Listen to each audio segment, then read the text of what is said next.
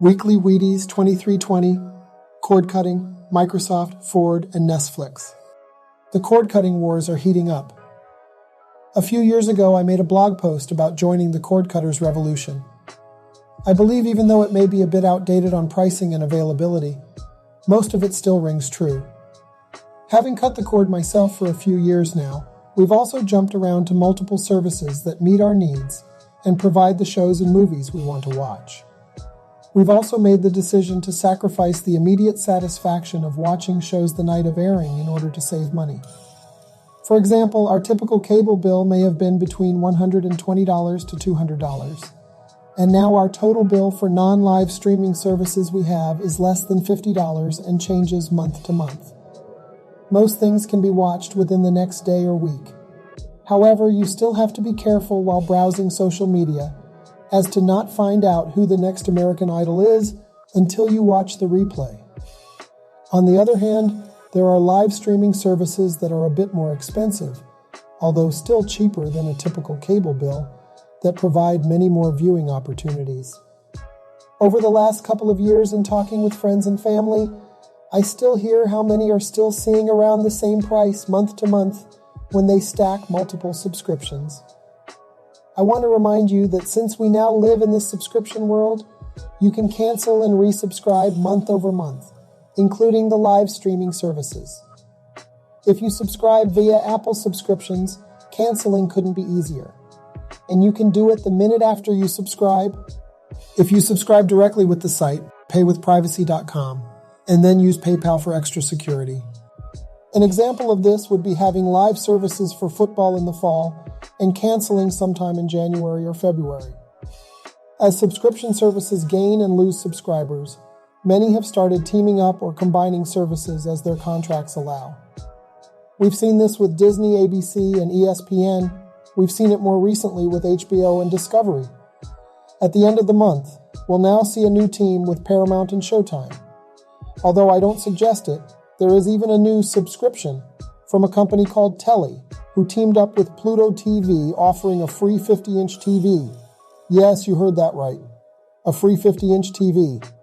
It's actually a pretty cool TV with a second screen integrated to show stock tickers, scoreboards, a camera, a sound bar, and a space for advertisements. You have to leave it connected to your network, use it enough to meet their standards, and not block any of the features included. All this said, check with other services you currently have, as there are free subscriptions available with certain AT&T and Verizon plans, as well as many others I may not even know about to list. Lastly, if you still do have a cable subscription, be aware you can log in through your cable provider on many apps to watch on the go.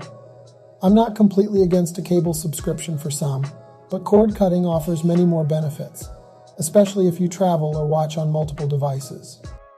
In case you missed it, Microsoft brings ChatGPT to Windows via Copilot.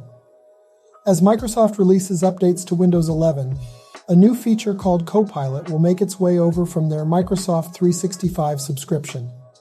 This AI Clippy-like assistant will allow users to utilize AI via OpenAI and ChatGPT throughout the operating system.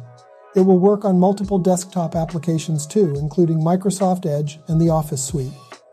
In the same announcement, we were also told OpenAI's ChatGPT will now use Bing's search engine to report real-time news and search results. It's still in beta, so results may vary. Either way, it appears Microsoft's investment and partnership in OpenAI is paying off. Read more at Ars Technica and watch the full keynote from Microsoft Build. In case you missed it, Ford EVs to use Tesla superchargers. As early as July 2021, Elon Musk tweeted the Tesla supercharging network would be open for other EVs. Now, 2 years later, it was announced via a Twitter space that Ford EVs will have access to Tesla superchargers sometime in early 2024. This includes current vehicles and future vehicles, possibly through an adapter. There are a few questions this announcement raises, but we may not know much more until the details are worked out in the coming months. In case you were planning to purchase an EV anytime soon, this may sway you towards Ford if not considering a Tesla. There's been a lot of negativity in the EV world surrounding many of the third-party fast chargers available across the US, and no company has as many, or in as many locations, as Tesla. For comparison, look at the current publicly accessible charging stations compared to Tesla's network of chargers. With the expansion of Tesla superchargers and many EV opportunities in the bipartisan infrastructure law, EV charging will be more accessible. But even as an EV owner myself, I know it will never be as available or as practical for all road users. And that's okay. I also know that many Tesla owners do not like other manufacturers will be using the superchargers, but I feel as if it will put more funding towards the ever-growing network, not slow it down. Read more at CNN. Pick of the week. Nestflix. Have you ever watched a movie or show that had another movie or show playing in the background or as part of the plot and wanted to know more? Look no further than Nestflix.com. See more about Threat Level Midnight, Simple Jack, or Fun with Flags. Personal note. This site to be used when you're feeling subscription withdrawal and want to browse a Netflix-like library to feel like you did when you were a subscriber, or to just have a laugh. Weekly Wheaties is a reader-supported publication. To receive new posts and support my work, consider becoming a free or paid subscriber. Links for the above-mentioned items are available at weeklywheaties.com.